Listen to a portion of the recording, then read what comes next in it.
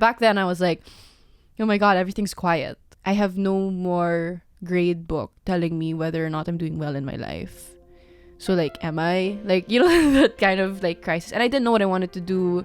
Because you weren't sure if you were going to be a YouTuber Yeah, forever. I didn't even know. I didn't even know what I was going to do. You didn't know if you were going to be a professional, like a lawyer or something? Everyone tells you like, no, that's not going to last. Like when you get famous or something, or when you get recognized. I've been here for 7 years. That's why. It's like, people kept telling me. I know, right? You're going to be done in 3 years. Yeah, they're like, Bro, it's not going to last. I'm a 7-year-old YouTuber right now. Yeah. So that was what was hitting me. It was like, oh my God, I have to make sense of my life now and everything. To be completely honest, that was the time where, well, I grew up as a Christian, believing in my purpose, and God giving me life. And that was the time where I was just kind of like, so like, God, do you even want to use me anymore? Like, is there still anything left for me to do, type of thing? And that's why I ran to college. My college is actually a Christian college. Because you like wanted more purpose? You were looking for more I purpose? was looking for foundation, because I knew that if there's one thing that's going to encompass the rest of my life, it's going to be my faith. So might as well build on my faith, which is going to be the foundation of everything that I do anyway. Did your parents suggest this for you to go to this No, college? they were even surprised that I suggested Bible college. I was even surprised with myself, but I was like, okay, because there's this one verse that says, seek first the kingdom of God and all else will follow. And that's the verse that was like making me feel so much more better in my times of confusion. Like, what do I do? What's next? I was like, no, shut up. Like, seek first the kingdom of God.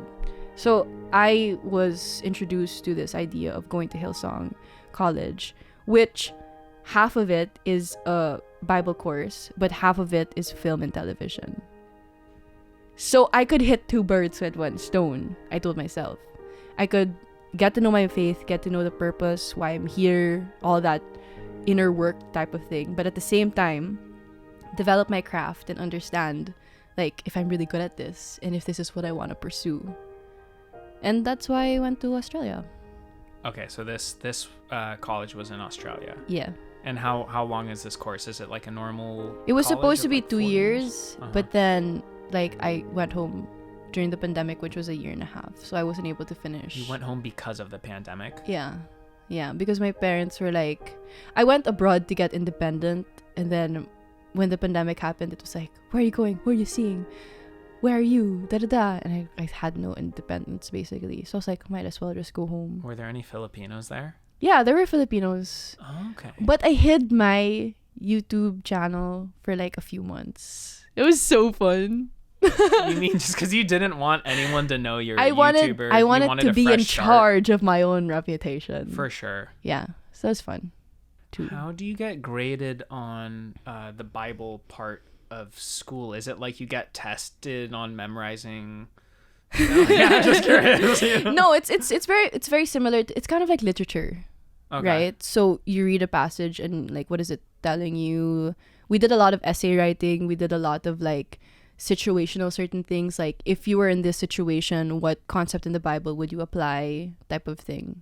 So ultimately, did you find more purpose? Like, oh yeah, 100%. And I was 100% sure after I finished my course there that I wanted to pursue film too. Oh, so it enforced this idea that you're passionate about film. 100%. And then what about like, would you ever want to be like work as part of the church, like become a pastor or something? Yeah. No. I think what was super nice about my experience there was that I was taught that like being a Christian or having a certain belief is not confined to a Sunday, right? Going to church on the Sunday, like being like whatever it is you believe in, whatever you have faith about, trickles into every single part of your life. So you don't necessarily just be a Christian because you're in church, but you carry out what you believe in everything that you do. Therefore, everything that I do has a purpose and is now carried out by my faith, instead of it like being a solidified, like isolated thing. What was your biggest burnout experience? My biggest burnout experience. Was it like recently or was it a while back? I think it was most recently, definitely. Like when I came back from college, I basically stopped my YouTube channel when I was in college. I only uploaded like 2 YouTube videos when I was in Australia. That was a year and a half. Was that terrifying that you might lose your entire fan base? Honestly, like if you guys unsubscribe, you can unsubscribe, because at this point, like, I mean, like, it was the first time I was living abroad by myself. Like, I had a whole new life, and that was my priority. My priority was like finding myself. You graduated from YouTube. You were ready for this. In a way, it was like a lot of the times. I mean, like, no, just in general in the Philippines, like I was defined by a lot of things, like peripheral to me, like my family, where I went to school, where I live, what I do. Right, what I do is probably 60% of the pie chart there. Especially because my career was growing, like in the Philippines as a YouTuber. So I wanted to find out who I was apart from all of those defining labels and stuff. So I was like, if that comes at the cost of no brand deals or less of a YouTube following, I was like, so be it. Yeah, you were looking for growth. So basically, when I went abroad, I wasn't doing YouTube, and then I went back.